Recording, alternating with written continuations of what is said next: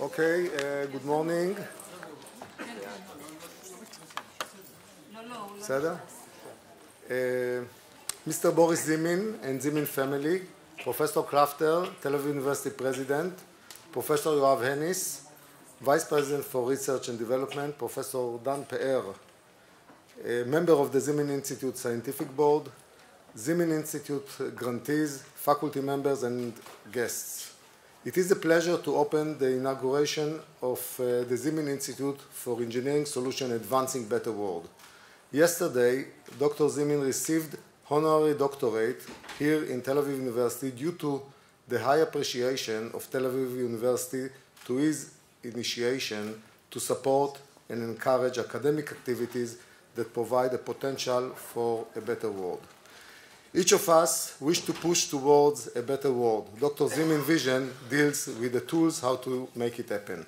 Today, we wish to say, Dr. Zimin and Zimin Foundation, thank you. I wish to invite Professor Klafter to open the ceremony.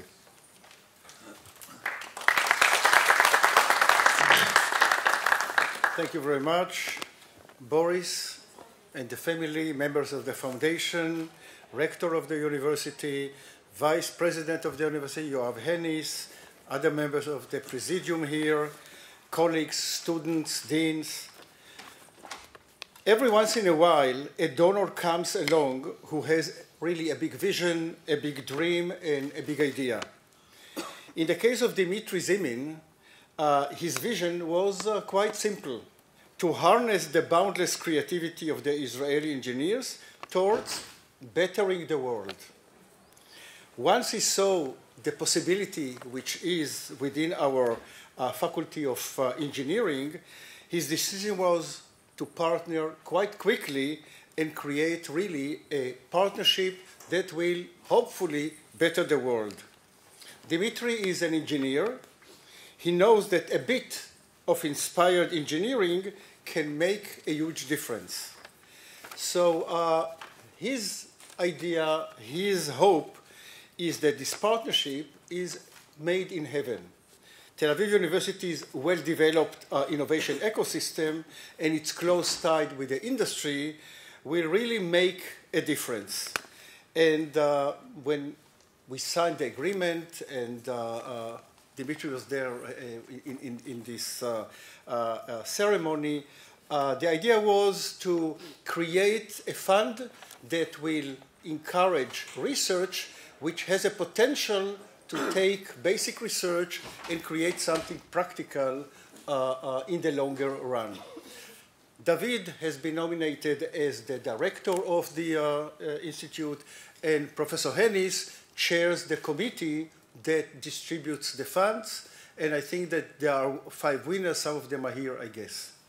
So I would like really to thank Dimitri, Boris. I would like to send him quick recovery from him. And again, thank you very, very much.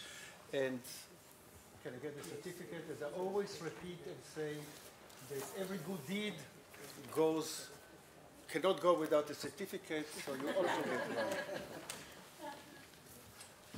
By the way, we can open a factory for certificates. And this says the following: וזאת לעדות.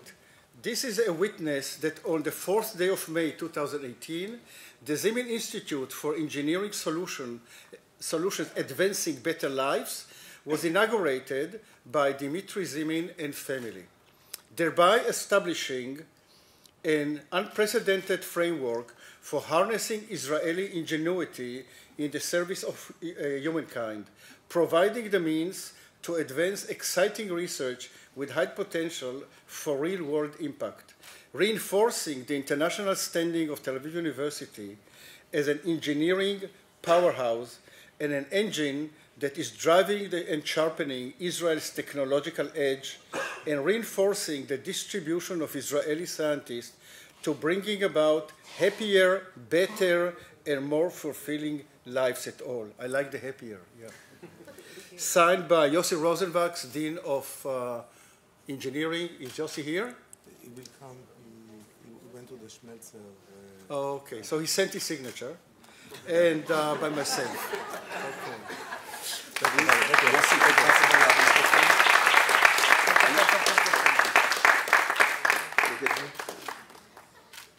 you. Great. Perfect. Thank you very much. Thank you so much. Thank you so much. Dear Mr. President, leaders of the university, first of all, thank you for this great honor made for my father, making him an honorary professor. And thank you for this partnership. Broadly speaking, the mission of Zimin Foundation is to support science knowledges. And I hope that this partnership is one of our best investments in this area. And so I hope we'll see results soon in some practical areas. And thank you again, and I pass the words to David. Thank you.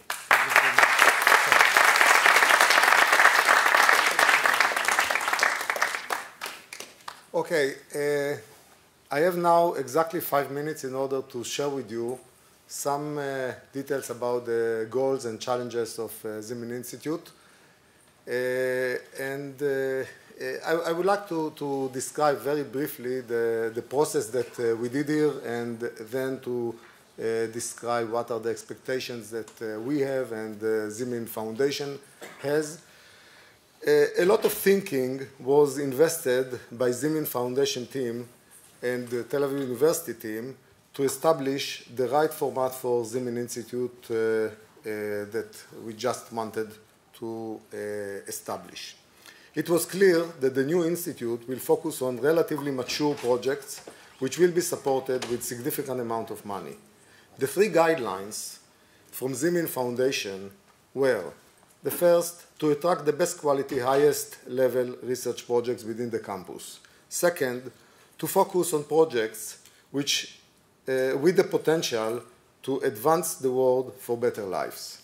And third, there should be an indication that within 2 to 3 years, the technology can be implemented.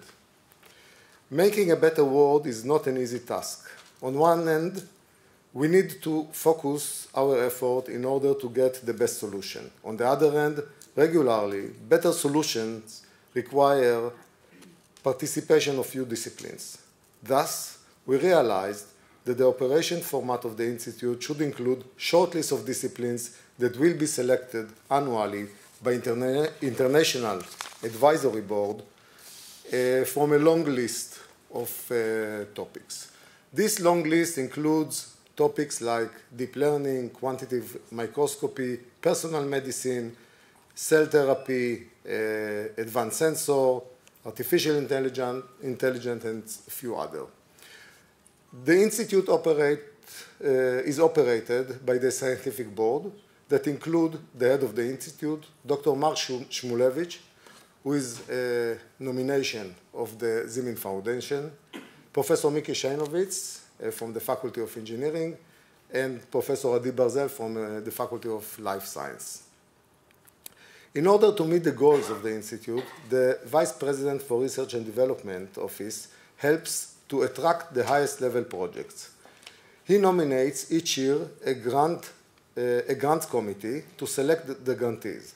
After the project is selected, sometimes Ramot comes on board and make their efforts in order to support the immigration of the technology from the campus to the outer world.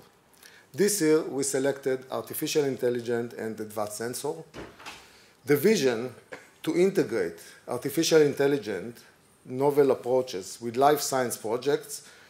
In addition, we wish to enable smart interface between artificial intelligence module and physical world via advanced sensor activities. We believe that the selected project integrates extraordinary researchers with topics that offer great potential for future better world. The detailed vision provided by Dr. Zimin and Zimin Foundation directed us to a unique model of funding excellent project. During the process, we got frequent support from Zimin Institute staff, in particular from Dr. Mark Shumolevich. This makes the very kind donation bring the university much more value than the fund itself. In the venture capital terminology, we used to say smart money. Per to this year, the call of proposal provided 29 applications. This is an impressive number. Many of the proposals were in the highest level, and the grant committee worked hard in order to select only 5. Professor Hennis headed the grant committee, and I invite him to announce the names of the recipients of the 2018 grants.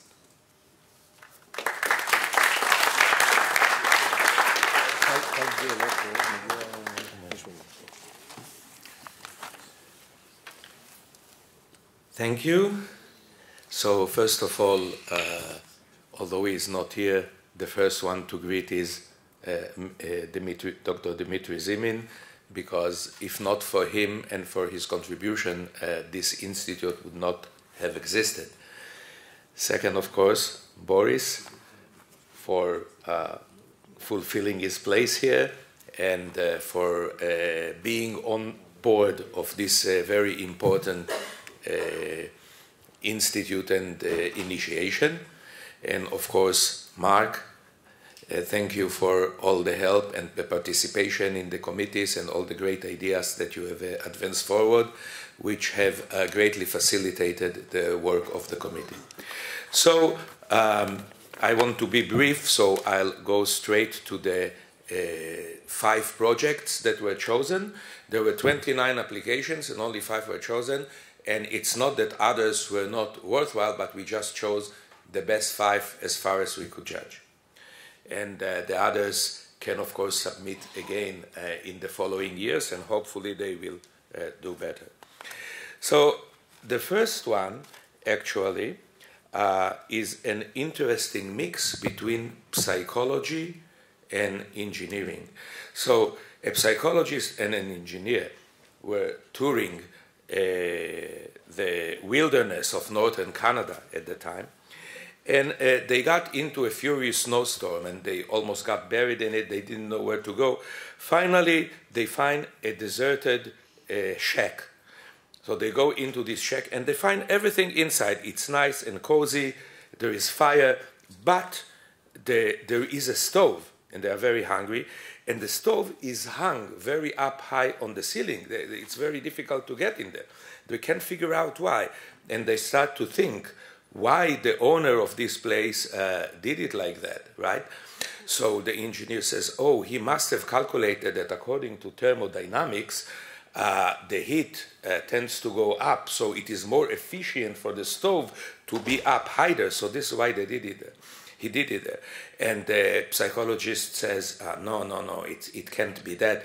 There must be another reason. Probably he wanted to feel at home, so he wanted to have all the floor clean. So this is why he hung it up, so it doesn't bother him when he walks around and so on. And after they discuss this for 2 hours, finally the owner of the shack arrives and he goes in and they ask him, could you tell us why you hung up the stove there? He says, well, the truth is that I didn't have enough material for the pipe, and I had a short cord, so I just hung it up there. So we have a similar combination here of a psychologist and an engineer that submitted a grant together, and these are Yael Hanin from engineering and Tom Schoenberg from life sciences, who is also a psychologist, and they got the award for their project, which is called Individualized Closed-Loop Sensorized Virtual Reality for Behavioral Change. And what they do there is they actually combine the special electrodes developed and being under development by Professor Yael Hanin, which can be put on the head of the people being examined under virtual reality conditions, where they are given all these different pictures, and to see the reactions and develop ways for treating people in this way. So a very interesting combination, which we thought also has a potential for continued success. Tom.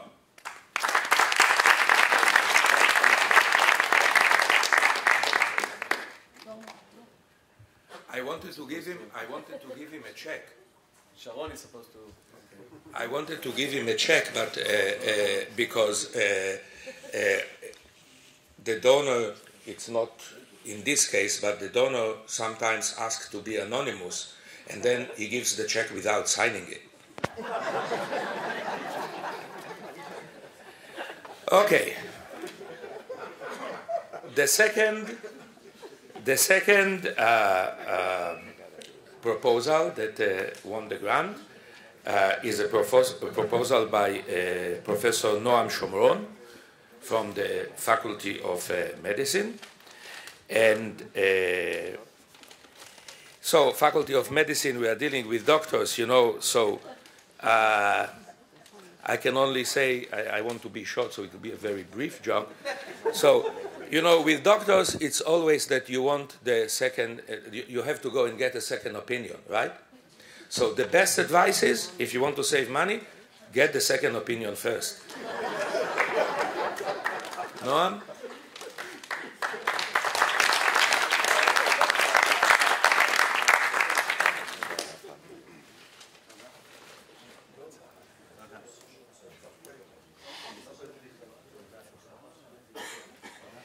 And Noam's project actually is quite ingenious, where he's taking an instrument that was it's called mini ion, and it's made for doing very fast DNA sequencing. However, the problem is that it's very inaccurate. So Noam's idea was that instead of trying to analyze exactly the different sequences in specific diseases that he is looking at, he wants to help the doctors to look at, he's going to look at it like a signature. So there is a signature of sick cells and there is a signature of healthy cells, right? And then when you compare the signatures, the exactly what amino acid it is encoded for is not really that critical. Is this the fingerprint of a sick cell or of a healthy cell? And this way, he can do it very quickly, in a matter of minutes, and the doctor, while doing the operation, will be able to get from him the second opinion first, and know that he has to extract more tissue or less tissue, and so on. He did not take out all of the malignant cells, etc. So we thought, again, that it's a very interesting and innovative project. And for this, he got the...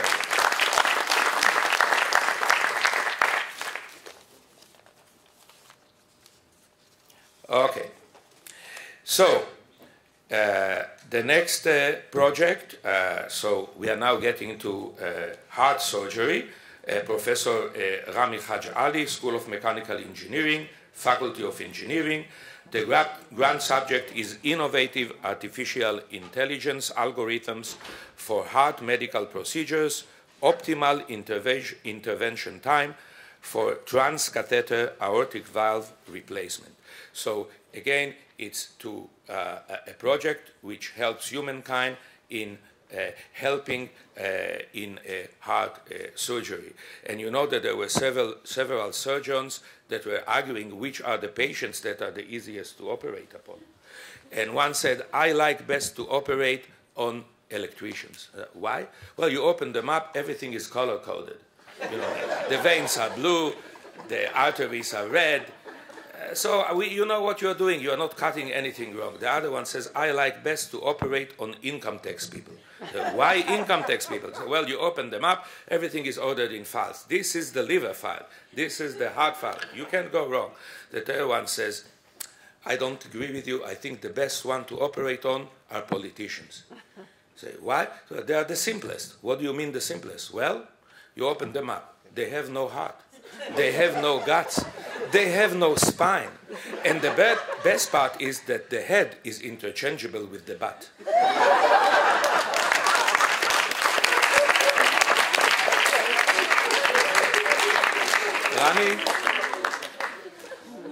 Rami here.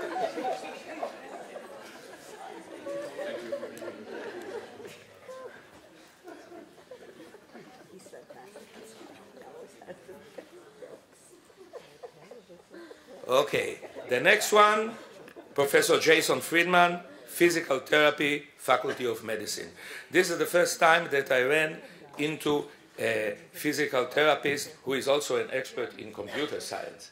So we have here a very interesting combination, and his research is on the development of a multimodal brain-computer interface based on artificial intelligence for rehabilitation of people with motor disorders. Okay? So it is very clear why we thought it's good for humankind, and we thought that it's also a very interesting and innovative project.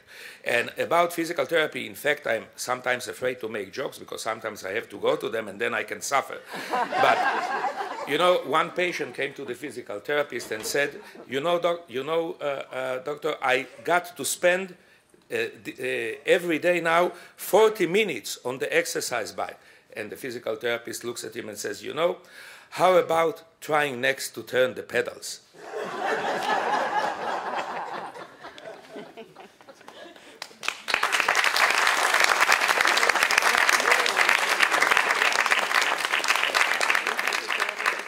Last but not least, Tal Dvir from the Faculty of Life Sciences.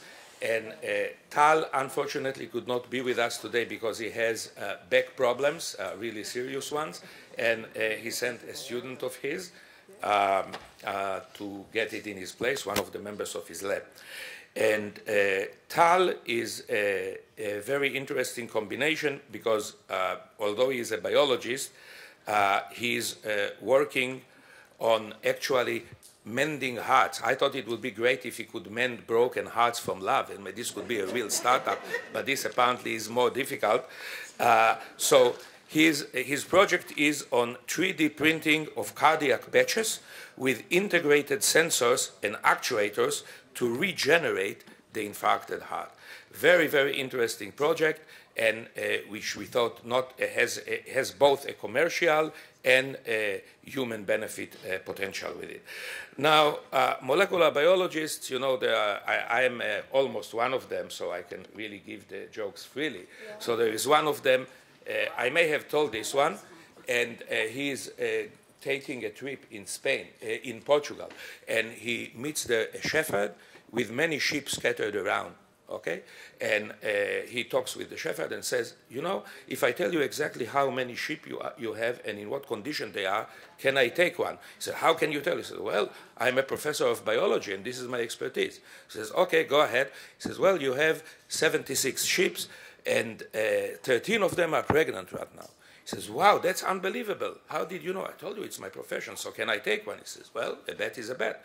So he bends down, picks up an animal, and the shepherd says, if I tell you what is your subspecialty in biology, will you give it back to me? He says, how can you tell? He says, well, I have my method.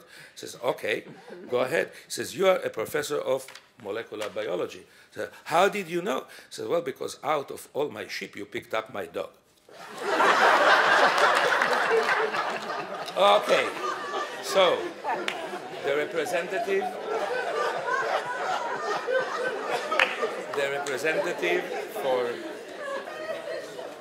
for Tal Dvir. Good luck. Thank you very much. Very educative. Thank you, Professor Hennis. Now I would like to invite Dr. Tom Schenberg from the Department of Neurobiology in the Life Science Faculty to thank Zimin Institute on behalf of the grantees and to provide a brief presentation of his winning project. Tom, please.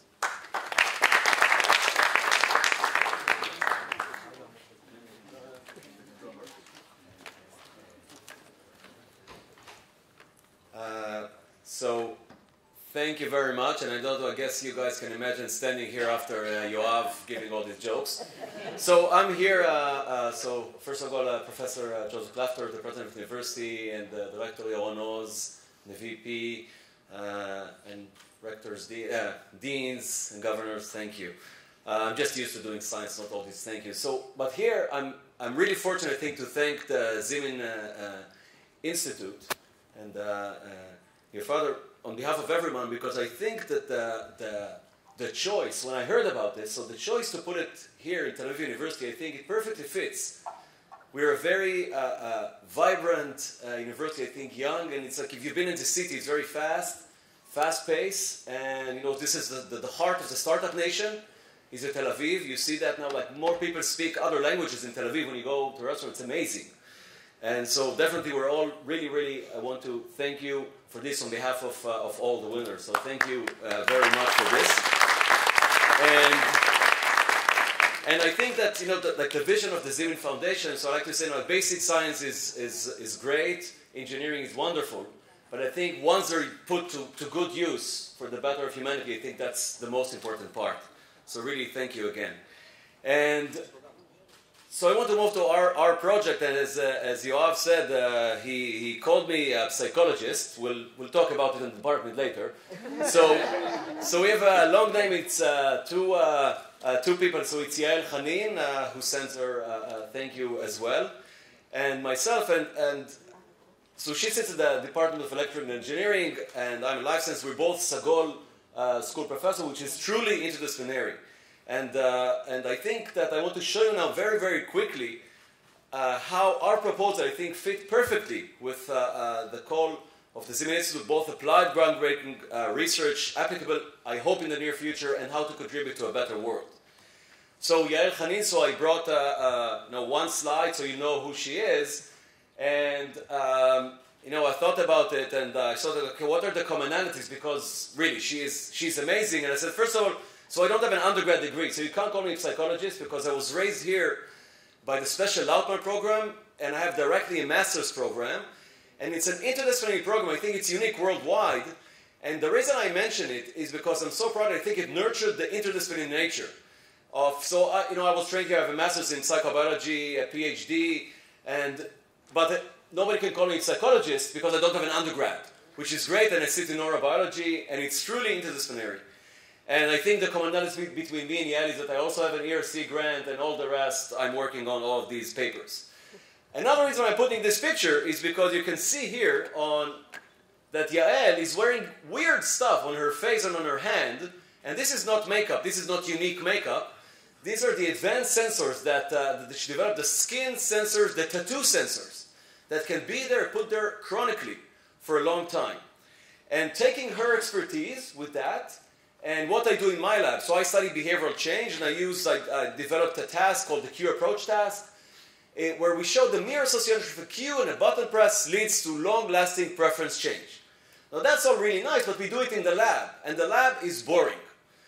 So in the lab we start doing stuff with virtual reality. So my students wanted it to be fun and to have to play games, but they persuaded me that doing games is much better for the real world. So they took the boring task, and they made a computer game out of it where a spaceship shoots. This is a very simple mock-up. And then I met with Yael and said, let's collaborate. And a week after the meeting, suddenly there's a call from the Zimin. I couldn't believe it. It's the first time it happened so fast. There's an opportunity to fund the research very fast. And the idea is very simple. Take the sensors by Yael with eye tracking, take virtual reality, and also I have in my lab recruited someone with 6 years of machine learning experience from the industry. She worked in a company developing breast cancer identification, Michal Gabay. And together we wrote this grant application trying to close the loop. So there is a man in the middle. Okay, so there is something in psychology. There's a man in the middle how to try and close this loop. And the challenge here is that how to identify externally internal states. So when you see this image, and this is virtual reality, is super immersive nowadays. This is the year of virtual reality and augmented reality. You see this room. What does it elicit? Is it nice or not? Is it happy? Are you feeling okay with it? And the idea is that using her sensors, we can track micro expressions, and also with eye tracking and other additional sensors. So the idea to have an objective measure of your internal state. And more examples like a kid's room. This is very dark and sad, but this is positive. And we're working now on creating this real content and to address the challenge, and again close the loop and take all of the external objective data, and this is now, it's a big, big project. There are many companies outside, several big ones, we already have investments of millions, so I think we're right on time. Take the combined expertise and reach a better solution and solve. So we suggested helping depressed people with their emotions, but maybe this can also apply to other solutions like obesity, education. But first we need to get to heart and close this loop, and we really hope to do it thanks to your generous support. And thank you very much. Thank you.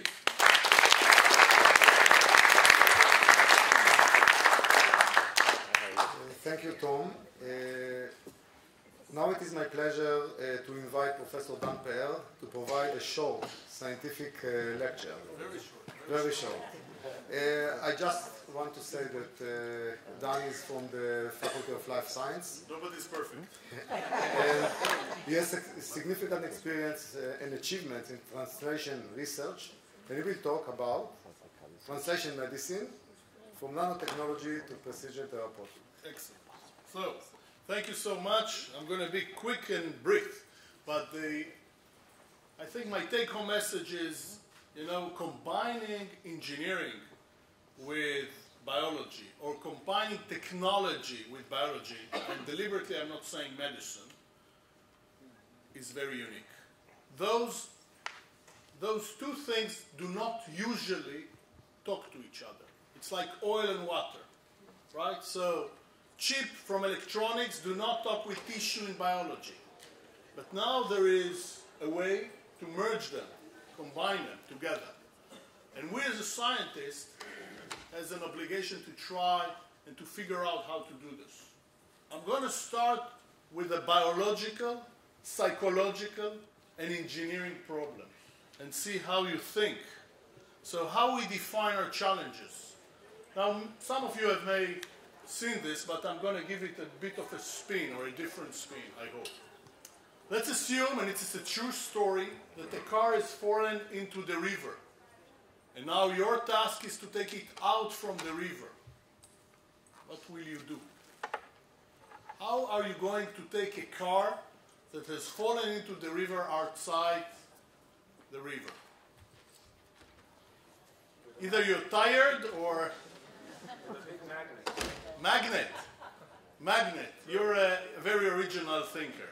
That's why you got the Zimin Prize, right? Excellent. Okay, so actually 95% of the people that were asked would probably say, bring a bigger car. And this was happening in Aarhus, north of Denmark. You see the little car here. Don't know if you can see those. Okay? And they brought a bigger car. But only very sharp people or physicists can actually now calculate that the mass of the car is different than this guy was originally calculated. Right? It's full of water. And what will happen is this. Now we have two problems in the water, not one. And since this is a vicious cycle, people do not think. The classical way of thinking is bring a bigger car. And of course, the end story is known. Fake. So, we need to think a little bit outside the box. And this is a great timing, and I'm not going to show you lots of scientific data. We are actually very good at Tel Aviv University in publishing phenomenal papers. And actually, I just look at the past month, and we are stars, I'm telling you. I was in Harvard last week, and actually, if you look at what we published in the last month in Tel Aviv University, different fields, in terms of science papers, nature sister papers, cell papers, not bad, very close, even in some cases even better. The question is, publishing a paper is one thing, what do you do with them is another thing. So I think this is a great opportunity, this great initiative, the Institute, the Zimin Institute, and this is a great time to thank Dr. Zimin and Mr. Boris Zimin and the family. I think this is really unique. to try to do something which is beyond just publishing papers.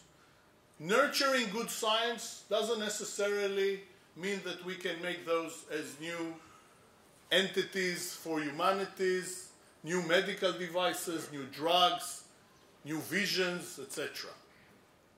So I will cut my talk because I think it's important. I just want to mention that, at the end of the day, and our field is mostly precision medicine from the area of nucleic acid, so we try to manipulate the cells to try to produce new entities, new drugs inside the cells. And basically, we know that each one of us is differently react to drugs. If you have a headache, one will have one type of drug, let's say Tylenol, I don't want to make a promotion here. One will have another drug, maybe two, and one will have a shot of whiskey. Each one will deal with it differently, which is good. But now we have the tools already actually to do those sequencing. And just to give you a sense where we're standing, about 10 years ago this was science fiction, but now we are highly involved, both at Tel Aviv University and other places in close by, I would say, in this initiative of translational medicine from a sequencing standpoint. So let's assume that we can take a biopsy of a patient, and cancer is the easiest one to actually look at this. Then we can sequence it and learn about the mutation and genes overexpressed. And then we can design new drugs that can either knock down the genes or upregulate the genes. And synthesis is made, and then you can design your vehicles, your delivery vehicles that will take those molecules back into the patients. It takes about 3 weeks now. And there are 2 companies not very far from here that are actively doing clinical trials. We're very happy to be part of this, and we hope this will be the next future in terms of new vaccines for cancer and other type of therapy, and new therapeutic entities that will come out from this field. So I want to thank again the Zimin Foundation and the Zimin Institute, and I hope that we'll have fantastic projects. We have a new translational medicine initiative at Tel Aviv University, which we call the Spark. And I think that with this spark in the eyes, we are interested in seeing more and more projects coming from this initiative and going to our Spark, because we are going to take them into the clinic. So if they are good enough, hopefully, that will be the new entities, the new drugs, the new solution for humanity. Thank you so much.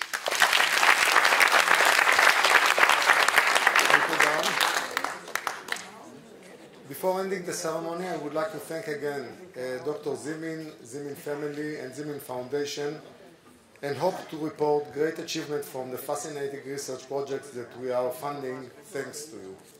Thank you.